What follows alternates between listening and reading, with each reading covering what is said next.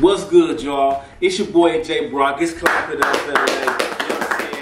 I'm right here with the homie Demarco Smith. He is a miracle baby, an LA historian, a screenwriter, a film director, an author, a kingdom builder who strives to protect the youth and influence his peers, all while returning the wealth. Many people love his cooking, y'all, and shout out to Hollywood Boulevard 6700. He's done everything from club promoting to being behind the camera as a grip. He is the creator of Maintain the Mystery. Be sure to grab his newest book, South Central is Mecca. And oh yeah, y'all, make sure y'all go grab a plate from John Q Smokeout. How we doing today, bro? Man, we good, man. Hey, man. That was a hard intro. Appreciate it, bro. You know, it's a pleasure to be here. And, I mean, looking at the whole entire layout, shout out to 40 Tons, which is, you know, a brand which we will definitely jump into. We got to talk about childhood. I mean, being born, bro.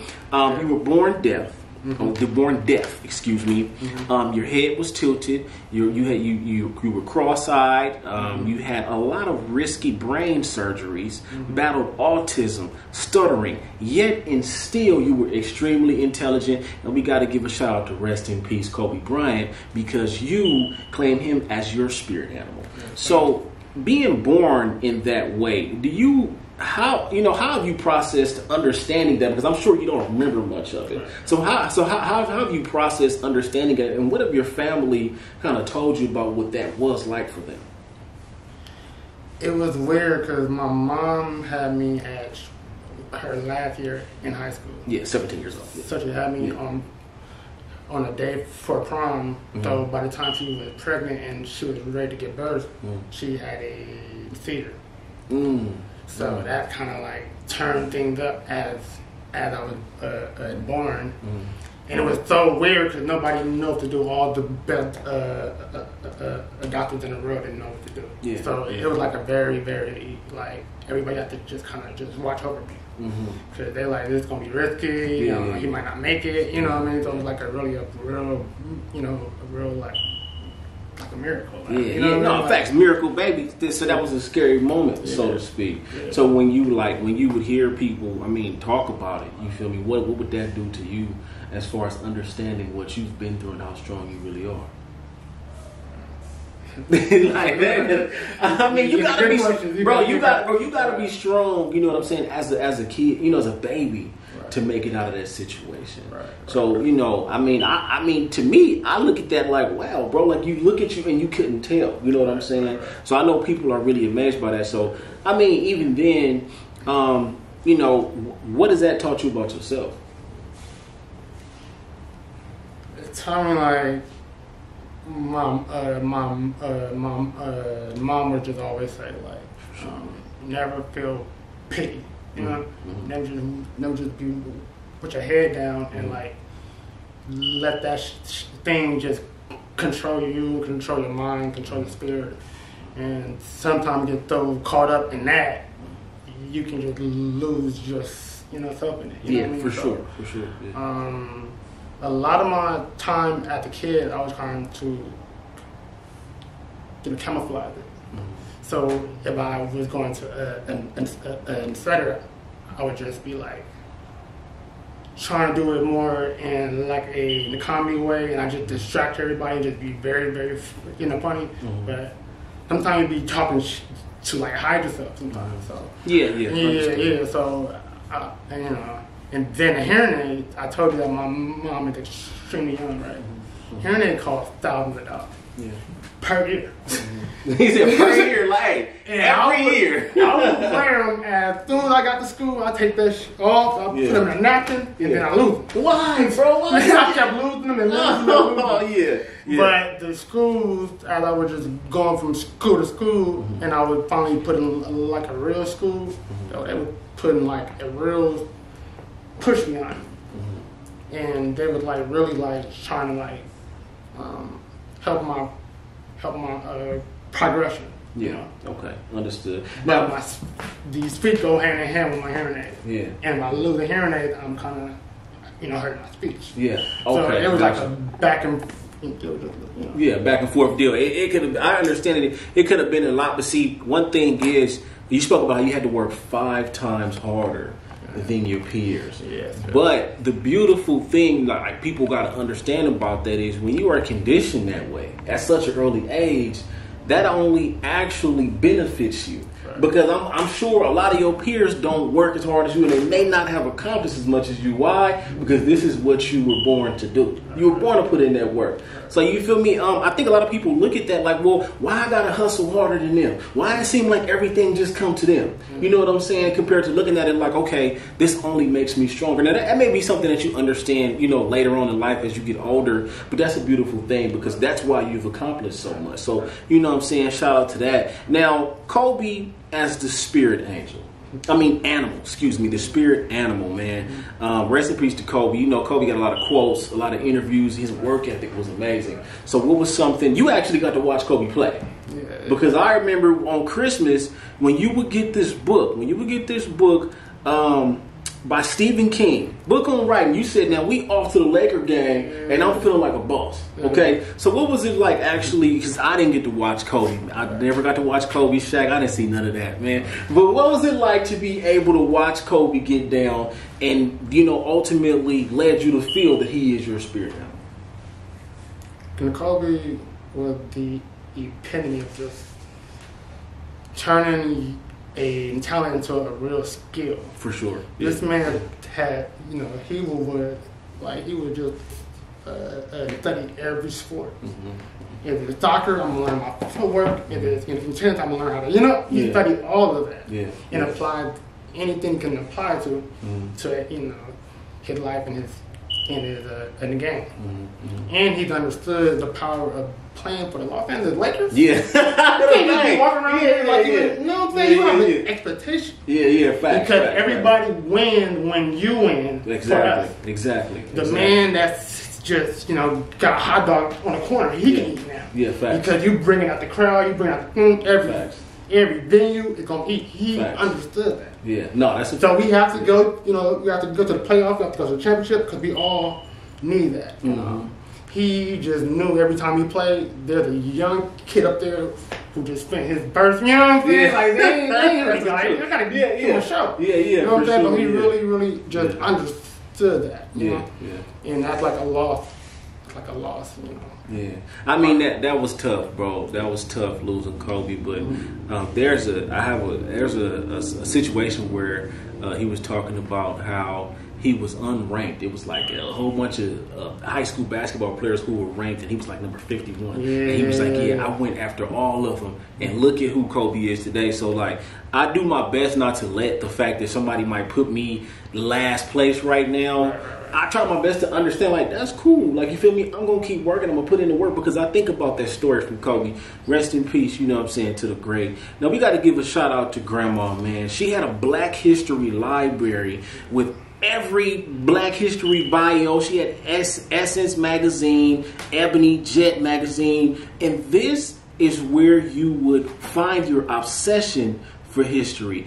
Oh, and she also had a relationship with Harrison Ford. Was she Harrison Ford's maid? Yeah, that's my great grandma. Okay, got you.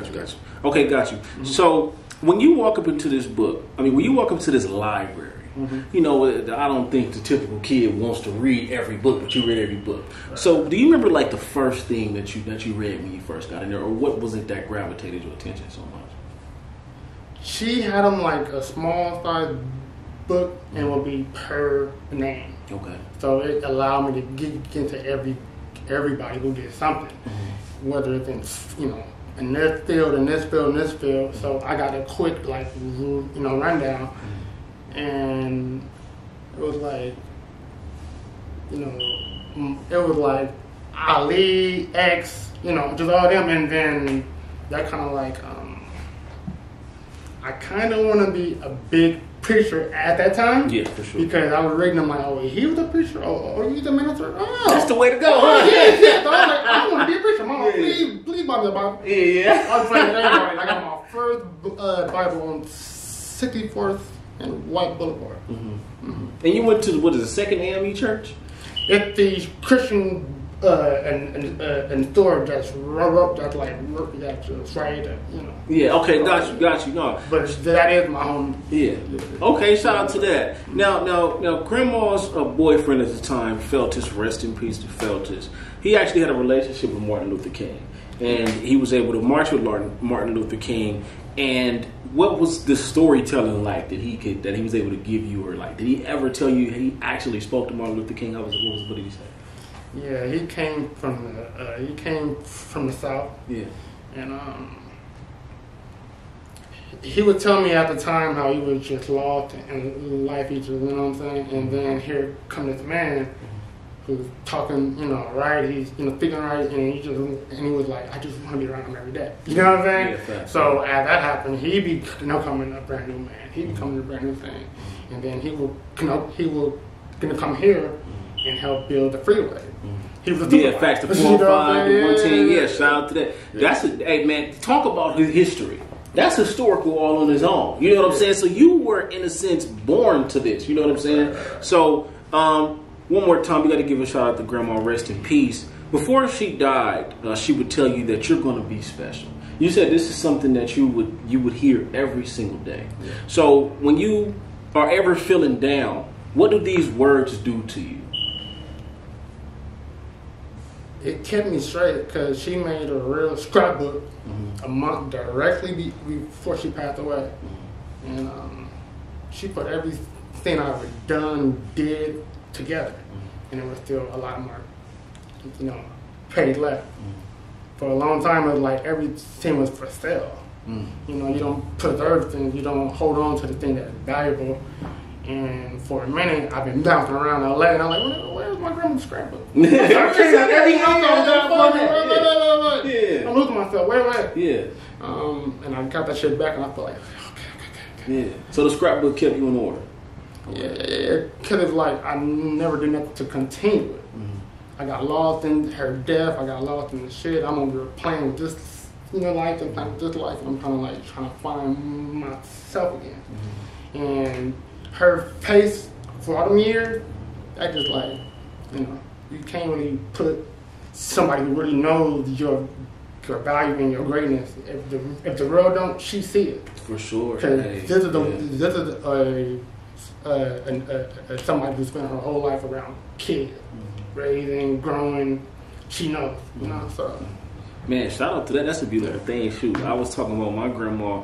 My grandma had this ability to make anybody feel like a beautiful person. Yeah. You know what I'm saying? Like, she would compliment you until you believed that you were what she was saying, you know, rather or not, you know what I'm saying? So, man, shout out to Grandma.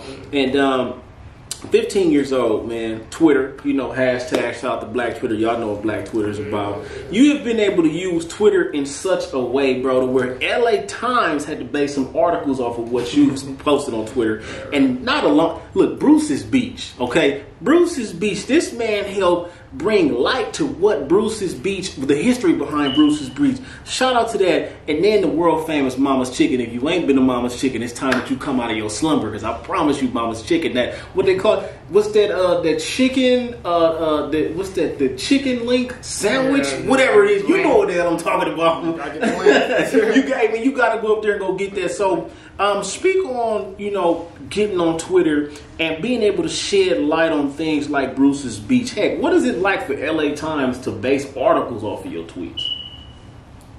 Not everybody can say that. Shut up. Yeah, that was 2020. I was like, I'm gonna just do something completely different and mash every day. And it was whether a campaign for this or just telling just a story. But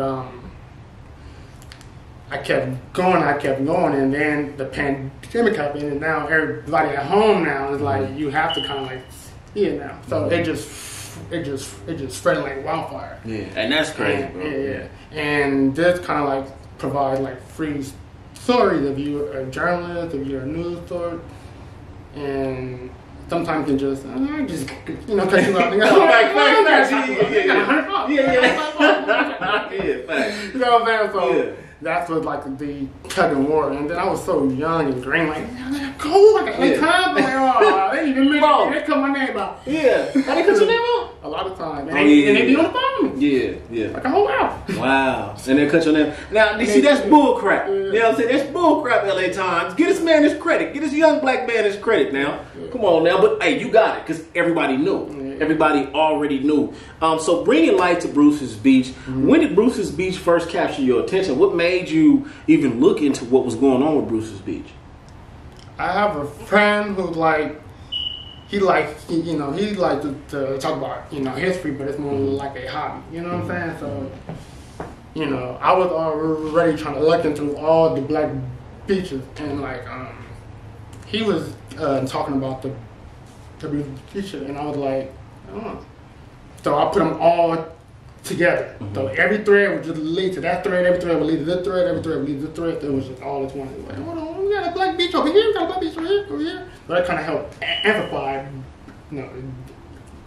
Well, how many black beaches do we have? Because, I mean, the only one I was aware of was Bruce's Beach. So how many black beaches do we have on here now? Black people were supposed to basically have Huntington Beach, Orange County at their home. If it was 800 years ago, we would be at the largest black-owned beach resort in America. This was going to ship a lot of things. Wow.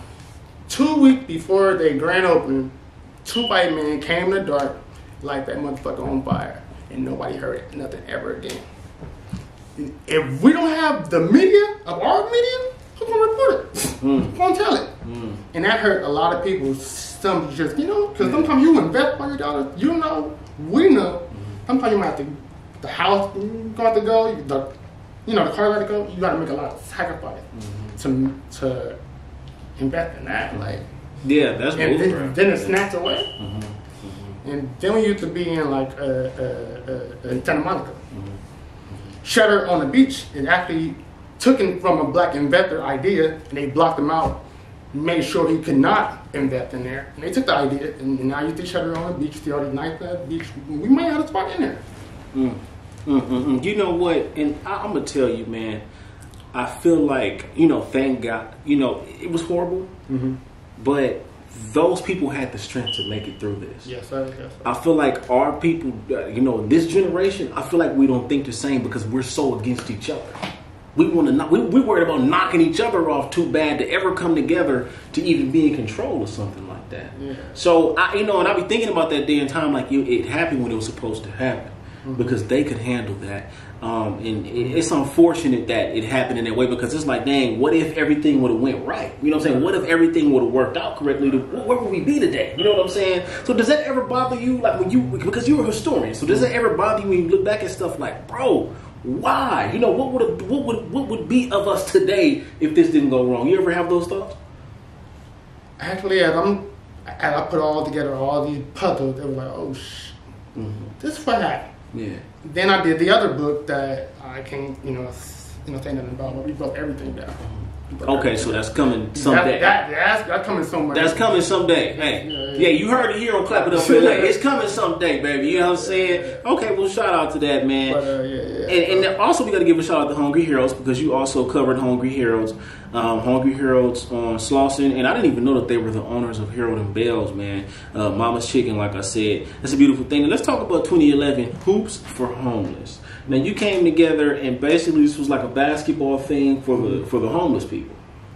It was like the Hoop for the Homeless, and we were trying to get all the kids that was going back to in school, you know what I mean? So it was trying to get them all and stuff, right? Okay, got you. Well, shout out to that. Yeah. The charitable causes are always great, especially for the kids who may be less fortunate, man. Now, 2011, you get this Christmas gift by Stephen King, a book on writing. What was so important about you having this book? I was always trying to learn more, just never stop learning, you know what I mean? So it was like, it was like, I just love to learn. Yeah. So it was like Stephen King's One the World, like, yeah, and I like when you look at his books, man. His cover arts are very appealing. Like you want to buy his that's books. around the time period where I made that shit. Yeah. Okay, that's not. I was thinking about Goosebumps. I was starting to think that Stephen King has something to do with Goosebumps. So you would actually become a club promoter, okay, and you would actually be able to promote for Lil Wayne and Friends. Did you get to meet Lil Wayne? I made this night a movie that's gonna come soon. Okay. Bird Mission. You know what I'm saying? Bird Mission, because we need to highlight that. You know what I'm saying? We like a new age product to just highlight the Bird Mission. But that was the time where, again, I was green. Yeah. I'm green, and like, this happened because we changed the venue at the last minute. Some kid who knows the police, they're like, I don't know you there. That's all that's supposed to be. So now we have to change at the last minute, and then they made all these posters and stuff for that day. And Wayne wanted to be close to a fucking skate park. There ain't no skate park where they gonna put that. So he's kind of like, I ain't even pulling up. I'm trying to go skate. You know what I'm saying? So it was just like a big and we had it on the radio, we had it on TV, and it did not happen. Oh man! And that's when I said, you know what? I'm done with promotions. Sound like janky promoters right there, bro. Hey, but that's also a part of the game too. You're gonna have highs and lows. You're gonna have moments where you think it's good, it's not good, but nonetheless, what counts the most is that you don't stop going. Now, you have a love for telling stories, drama, of course, which would lead to your poem books. And this would all lead to you becoming a screenwriter. Going to LA Film School, having a 4.0 GPA at film school, that's a beautiful thing. Even after a counselor had told you that it would be impossible for you to do this. You said you hopped on a train and you went and started this anyway. So when that counselor would tell you that you could not do this, how did that make you feel? I always believed in myself just undeniably. Since a kid, I was just telling everybody that knew, like, you better, you know what I'm saying? So I was just looking at her like, are you serious? Yeah. So I can't do it? Yeah. Okay, so it wasn't discouraging. It was kind of sort of like, watch this. That's right. Yeah. I mean, but we all have believers and we all have people who don't believe. Right. And we all have the ability to turn the sleepers into people that's awake. You know what I'm saying? So you got to understand your own ability, and what matters at the end of the day is that you do it regardless of what people say. So shout out to that. You go on and do that, and then you would come. You said you would be there from 7 a.m. to 1 a.m. in the morning. The first person there, the last person to leave. You said it would be you and the security guards up in there doing your thing, and they allowed you to shoot the movie. Okay, they allowed you to shoot this movie. Common sense. You funded the whole thing. You said you put in your 10,000 hours. You did everything for being a runner. Working with All Dev Digital. Speak on making your movie common sense. And shout out to that movie because I see it was a movie about a young guy. Should I tell him or should I? Okay, so it's a movie about a young guy who is his birthday. He tired of being in the house. So what he decides to do is steal his father's keys, right? He's supposed to go to the DMV and come back home. He ended up getting a call that he was about to get him a piece of little something. And then he decides that he's going to stay at the house. The dad was cool at the end of the day, though. He wasn't really tripping. So, okay, speak on working with common sense and speak on your whole work ethic. You know what I'm saying? Being the first person there, last person to leave. Speak on those days at LA Film School. LA Film School. That was a really, really, really great time because I found a spot on fucking Craigslist, and I thought it was, but it was a bad situation. Too many people. The landlord just got a whole place filled. I'm like, I can't stay here.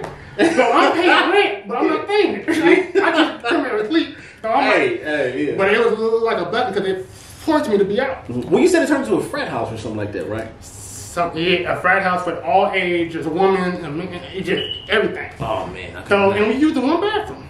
We used the one refrigerator. Oh my god! I was just living in this Damn, I'm like, even though I'm paying rent, I'm just not. You just existing, like at this point, you just existing. Yeah. And you know what? See, you use that disadvantage to your advantage. Like I made a video about that. Like you got to learn how to use your advantages you got to learn how to use your advantage as an advantage, but also your disadvantages and turn them into an advantage. Right. It's very possible, and you see what he did with that. It was a disadvantage. It was very uncomfortable, but also greatness doesn't come from comfort zones. So shout out to that, bro, because that led you to make your own movie. How did you feel about with the Common Sense movie? You would actually there was a series of events that you would lose all of your raw footage, right?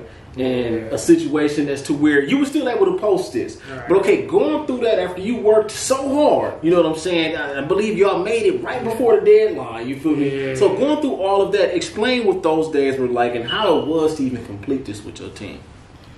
It was a long process because